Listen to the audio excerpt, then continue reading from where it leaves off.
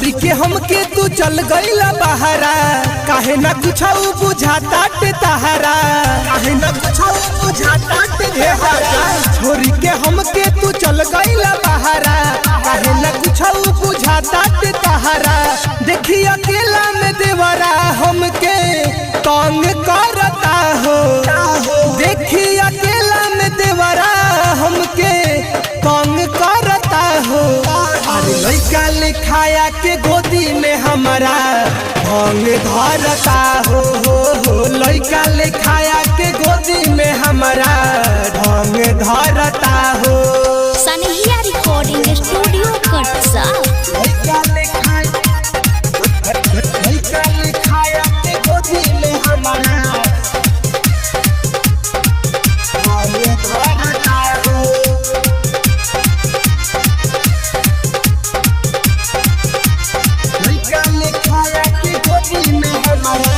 रोज हमसे करता मुआना मीठी मीठी बात हो, लागता वे डर हमरा करे न कहीं घात हो, करे न कहीं घात। राजा हो रोज हमसे करता मुआना मीठी मीठी बात हो, लागता वे डर हमरा करे न कहीं घात हो।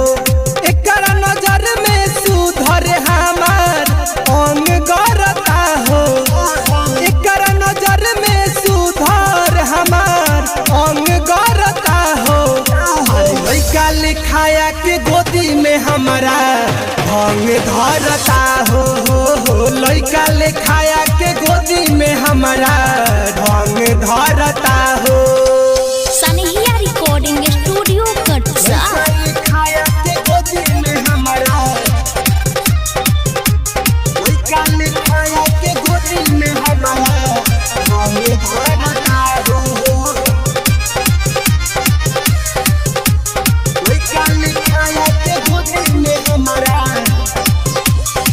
सुतल देखी हमके अपना मन में मिसरी घोलता, पाके मौका घर में समाई मुसवे लेखा ओलता।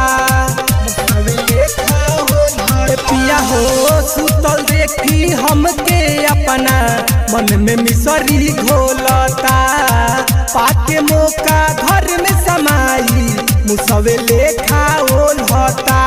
बिकी बिहारी सैया पवनवा जंग करता हो, बिकी बिहारी सैया पवनवा जंग करता हो।